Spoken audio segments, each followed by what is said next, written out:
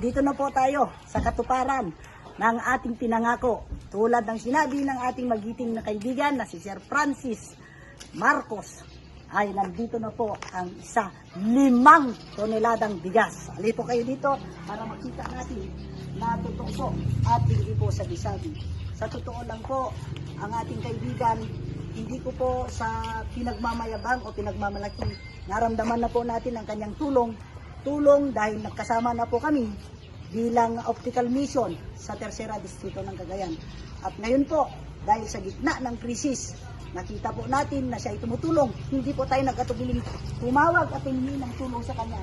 At ito na po, itong 5 toneladang bigas, 1,005 kilos each, ipapamahagi po natin sa buong Tercera Distrito ng Cagayan.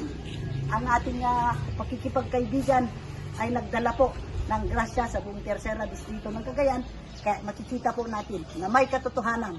Tayo po ay tinutulungan ng ating magiting na kaibigan na si Sir Francis Leo Marcos.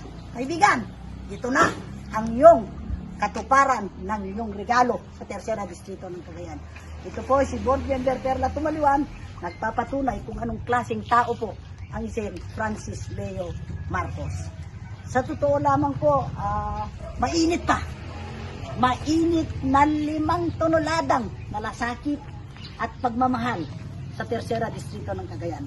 Ako po ay, sa totoo lang, sa gitna ng krisis, 10 ng aking pamilya, kami po ay gumagawa ng sarili namin donasyon. Pero hindi po natin kaya kung nag-iisa lang tayo. Kaya po, sa mabuting katauhan ng isang Francis Leo Marcos, humingi po tayo ng tulong at hindi po siya nagdalawang isip.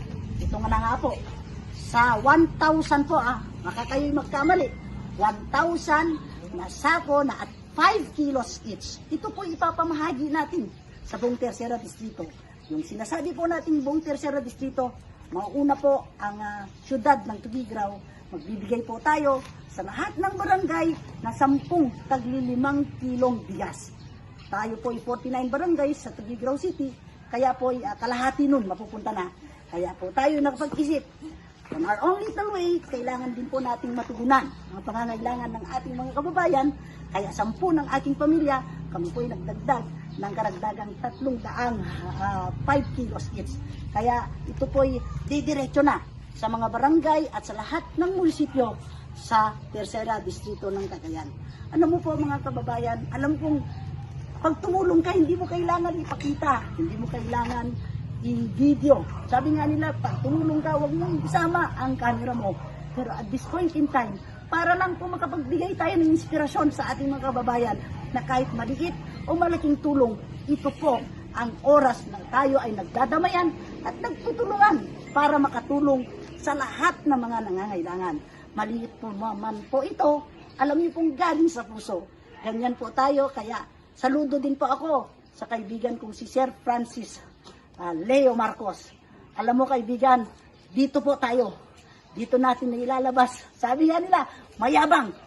Kahit po mayabang tayo, mayabang po tayong tinatayuan kung ano po ang ating pinapangako. Gusto ko lamang pong ipakita sa inyo that itong mga bigas na pa ito, it is a personal donation. It's not in any form na nanggaling sa ibang pondo.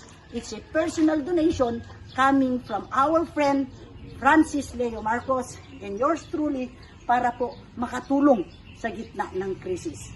Gusto ko lamang pong malaman ng buong Tercera Distrito, ito po ang ating tugon sa pagkakataon na tayo may krisis na ganito. Ito po ang sinasabi nilang alagang perla. Gusto kong akitin para makita nyo na talagang meron tayong bigas na pinamimigay, pero parang mahirap ang taas. Ginagaya natin si Sir Francis Leo para makita. Ay, ayun, kita mo nga naman. Mabigat na pala ako. Okay, ito po. Ay, nasupot-supot na kasi. Kaya ng panggunting. Mga kaibigan, this is 1,300 sacks of 5 kilos rice para po makadistribute sa buong Tercera Distrito ng Cagayan. Inuulit ko po, sa lahat ng 49 barangays, we will be giving away 10 5 kilos of each.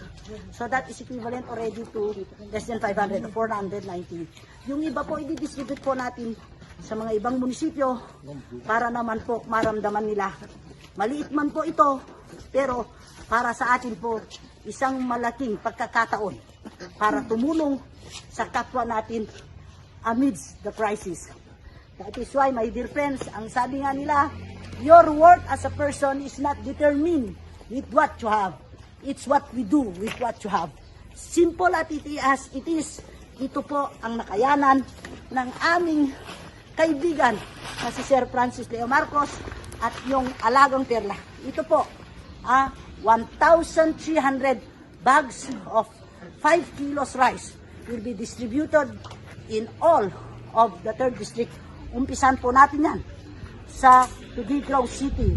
At sabi ko nga po, ito na yung katuparan ng ating pagtutulungan. Maraming salamat, kaibigan na Sir Francis Leo. Sabi ko nga, mainit dito ngayon, pero inakyat natin dahil ito yung tugon sa ating mga kababayan. Mga kaibigan, sa gitna po ng crisis, meron po kayong kasama, katuwang, na gusto po kayong damayan sa lahat ng pagkakataon. Gusto nyo pong samahan ako para i-distribute po natin ito. Tara, umpisan natin. At maraming istorya pa ito. Maraming pupuntahan pa ito. Magdidiskarga po kami, 10 ng aking mga kasama, mga staff, so that we can start already the distribution of all these bags of rice. Para ho, wag mawala 5 kilos lang po. Nagbigay si Sir Francis ng 5 tonelada, equivalent to 1,000 bags of 5 kilos rice. And I added up 300 5 kilos sack of rice para po sa ating mga kababayan sa Tercera Distrito.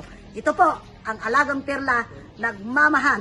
Kasama po ang idol at magiting na Filipino. Sir Francis, saludo ako sa iyo. Kaibigan ko, alam kong marami ka nang natulungan.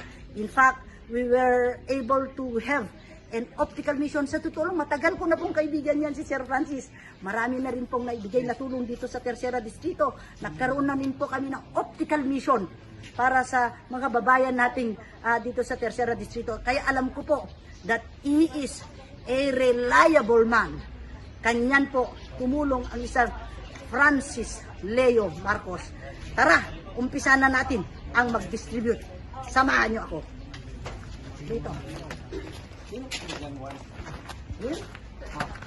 Kita mo? Dyan ka na magbababa. Okay. Sige. Umpisa na natin. Mga kaibigan. Okay.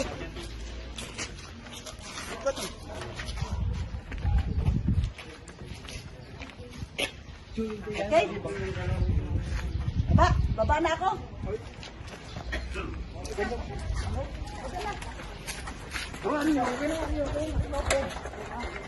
Okay. Hindi tayo malaglag. Marami pa tayong tutulungan. At yan po ang serbisyong Alagang Perla para sa inyong lahat. Maraming salamat po.